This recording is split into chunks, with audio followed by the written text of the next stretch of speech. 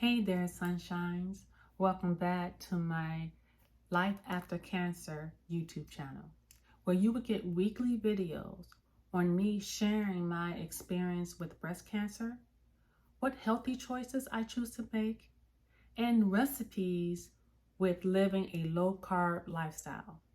Also, I'll be sharing mental wellness and weight loss. Those of you who are new to my channel, welcome. Like this video, subscribe, and hit that notification button so you won't miss out on any new videos. Hi, my name is Stephanie, and in this video, I am giving you a 1-month update from my reconstruction surgery. I had a DIEP Flap reconstruction surgery 1 month ago today, and I just want to give you an update as to how I'm doing and what happened. What happened after the surgery. I know some of you have watched my what to prepare for after the surgery, before I had my surgery. And so just to let you know that those tips that I had in that video was much needed. The walker. The reason for the walker, because yes, I used it for 21 days. Believe it or not, it was gruesome. Also, the lift chair was like the #1 thing you have to get. Now, I also needed what I said in my video, the gowns that button up. And reason being, because you're going to have drains. I have 4 drains. I had 2 here and 2 at the waist. And so having that button down or zipped down gown made it so easy than having to wear something over the head, because you have incisions that you don't want to open. And so it just made it easier, and it was just overall comfortable. Also, let's talk about the pain. Yes, it was very painful until it wasn't. It was very painful, but they put you on meds that will help relieve the pain. But waking up, more so not the stomach area, more so for me, it was the breast area, because of how they had to go into the muscle. And so yes, sometimes even now I may get a little spasm or so, but I'm still healing. And so I do have months to go to be completely 100%. And so please watch that video. If you have not, the tips that I use for the video, I'm gonna put it here. And so please watch that video, or here. It depends on what side. So please watch that video, and hopefully it'll help you or a loved one who may have to go through a surgery like this or similar to this. Now, what I can say, and I'm happy to say, I am cancer free. Yes, completely cancer free. This surgery was the last fight I had to fight with cancer. And so I'm done. For right now, I'm done. Not even for right now, I'm done. So I can put cancer behind me. You're still going to have to do things to be able to keep cancer at bay. And what I mean by that, cancer can reoccur. And so what choices I'm going to make to keep it for not reoccurring. So I'm just going to make healthy choices. What I eat, what I put in my body, how I treat my body, move my body. You got to move, not to stay still, but to keep moving. And so some of those things are going to help fight cancer or keep it at bay. And even for mental wellness, how I'm going to keep stress And that's the important thing, keeping stress at a level that it won't trigger anything. And so that's important. Yesterday, I had a privilege of getting my hair done. I think she did good. And it just felt good. That was one step. I was able, that was my first real outing by myself, where I was driving by myself. I went to the salon by myself, and so that was my real outing by myself, and it felt good. And she's massaged my scalp and washed my hair, and it just felt great. And she asked me, we got to talking, and she said, "Stephanie, how did you know you had cancer?" And I told her the story, but I thought to myself, I don't even think I told my sunshines. Have I ever mentioned how I found out I had cancer? Because it's a story. And so I'm just going to give you this little tidbit, this little story. Last year, not even last year, in 2020, I found out that a family member of mine had cancer. And so it just tore me up emotionally. I was all over the place. And so cancer was on my mind because I was concerned for them. And then 1 week later, I felt a lump.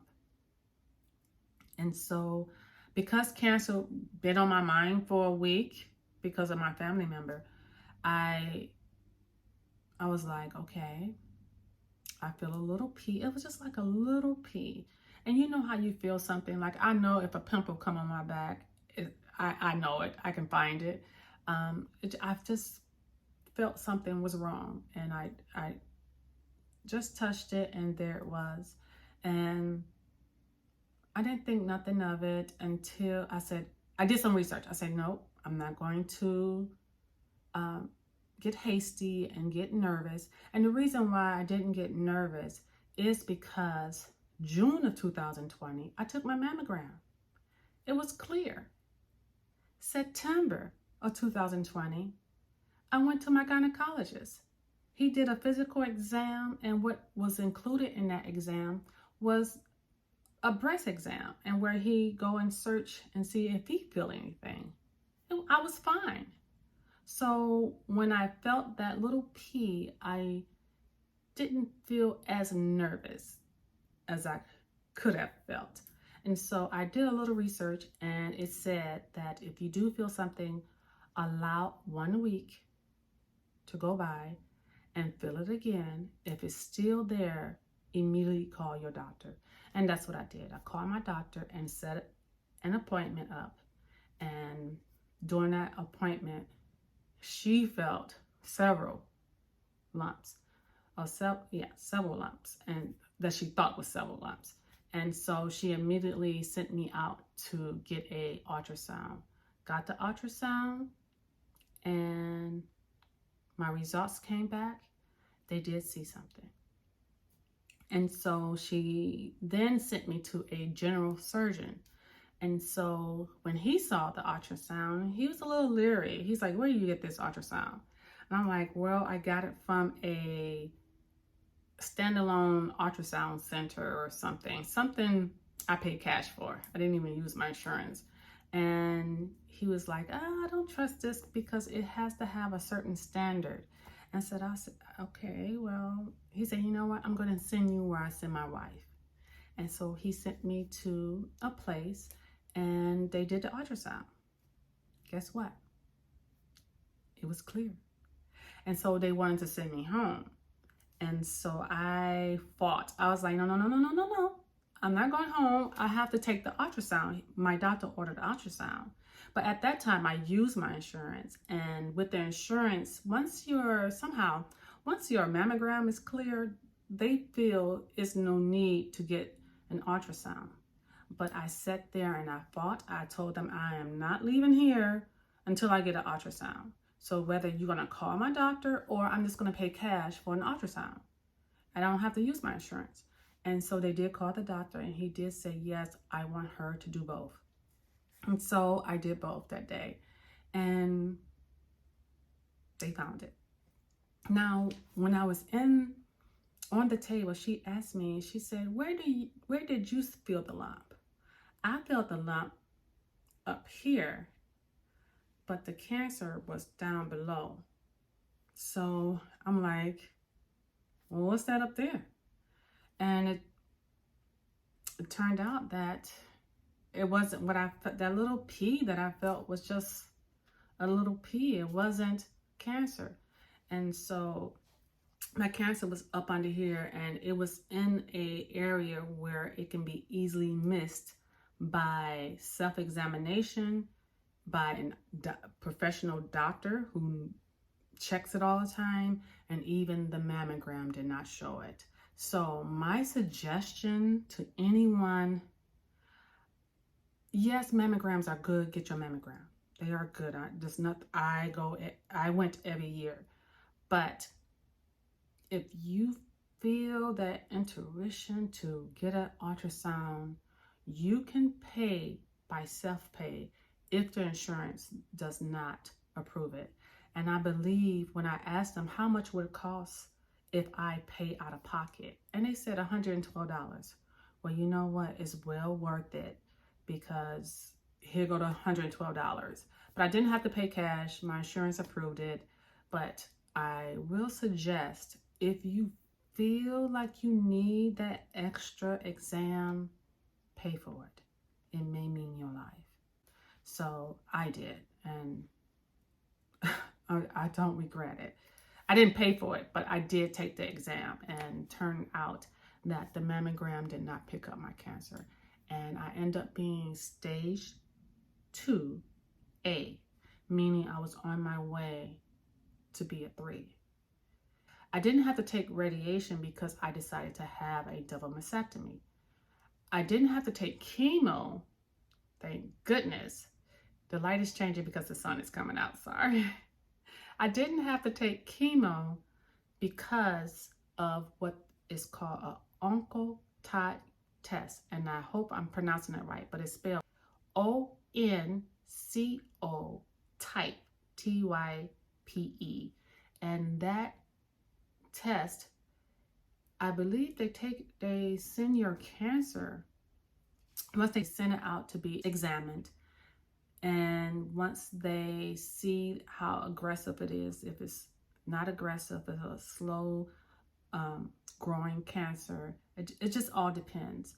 But there's a number from 0 to 100, and if you are over 25, then you will have to take chemo, regardless if it went in your lymph nodes or not. If you are under 25, then you don't have to have chemo.